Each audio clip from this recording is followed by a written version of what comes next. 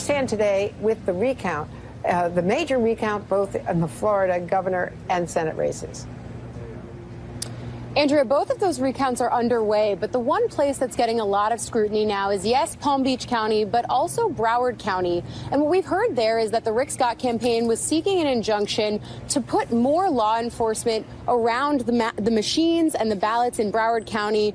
And the judge there in that injunction said he didn't think he had the evidence to make that happen, but he suggested that, and these parties are going to reconvene in about an hour, so we'll have more on you for this then. But he suggested that maybe you put 3 sheriffs who don't report to the supervisor of elections there, Brenda Snipes, who has become a really controversial figure in this. But he said something else that I thought was really interesting. You mentioned in your show open that people have been talking about fraud, but not providing any evidence of that. The judge took note of that and cautioned everybody to tamp their rhetoric down, because what's said in front of these election offices is being heard around the world and taken seriously, and that these words have consequences. And so when you hear Rick Scott and the President of the United States and other Republicans come out and talking about fraud or ballots coming up out of nowhere, there's been no evidence of that. And I think that's really important as we go forward, both with the legal side of this and the recount itself, Andrea.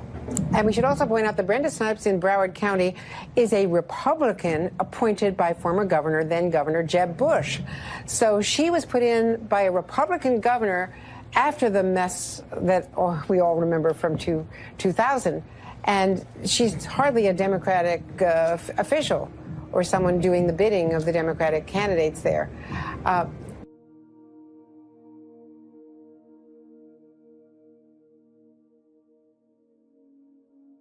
Circuit Judge Rag Singhal has ruled that the Broward County Supervisor of Elections, Brenda Snipes, violated state and federal laws by destroying ballots she was still legally required to retain from a 2016 congressional race.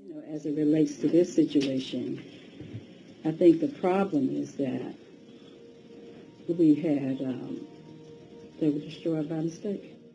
Congressional candidate Tim Canova had sought to look at the paper ballots in his race following his loss to Congresswoman Debbie Wasserman Schultz in the Democratic primary. Canova took Brenda Snipes to court in June 2017 when her office didn't fulfill his request.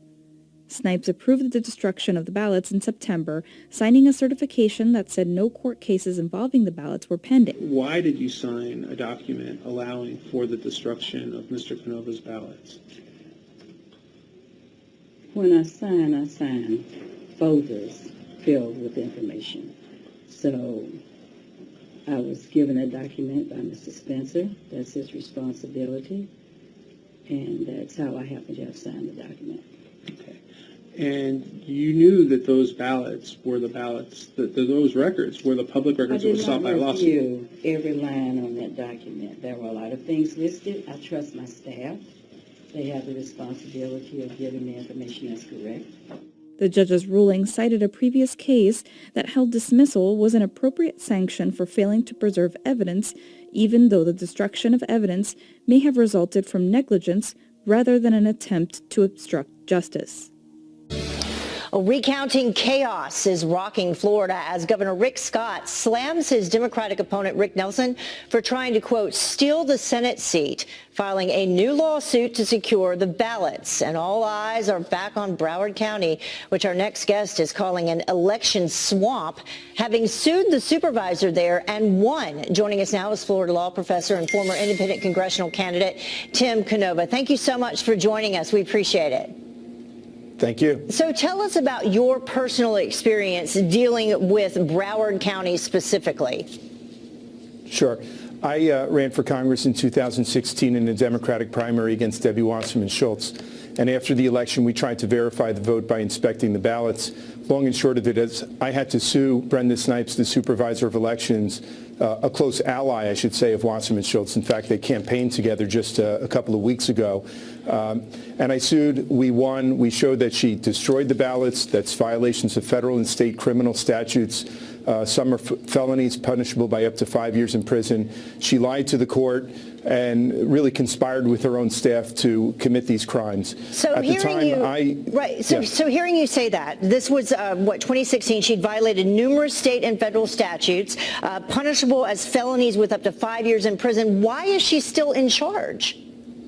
That's a great question, and I called on Governor Scott many months ago to fire her, to conduct a criminal investigation, and not just Governor Scott, reached out to the Florida Attorney General, the Florida Department of Law Enforcement. The U.S. Attorney could not be bothered. I mean, these are federal offenses as well, and I warned at the time if they didn't prosecute her, if they didn't remove her from office, she would be just a walking felon. There'd be a moral hazard problem. She would engage in this kind of illegal activity in the future, and that we would lose faith and confidence in our elections. And all of that has come to pass. There's nobody that can guarantee to me, to my satisfaction, that she didn't destroy more ballots in this election or create new ballots, or that she didn't rig the machines. We've seen how easy it is for an 11-year-old girl to rig the machines. We've had reports of that in recent weeks. And Wasserman Schultz herself famously boasted that they have many ways of rigging elections. And well, we'd like to really know what happened. Yeah, as we talk about this, I want to bring up the latest numbers that we have for everyone. And in the Senate race between Scott and Nelson, there's a difference of about 0.16%. And then in the governor, there's about a difference between DeSantis and Gillum of 0.4%. What do you think needs to happen in order for people to be confident that their vote is counting? Well, I'll tell you, I think this recount, whoever comes out on the losing end, half of the voters of this state are going to feel that it's a rigged election. I think there's plenty of grounds to actually start talking about invalidating this election. We've seen breakdowns in the chain of custody of paper ballots. With somebody who has the record that Brenda Snipes does, to have engaged in these kinds of deceitful, dishonest, illegal activity, I say invalidate the election and have a revote. Now, it's more complicated to do it statewide for the governor's race and the Senate race, but I'll tell you, candidates in Broward County have no confidence.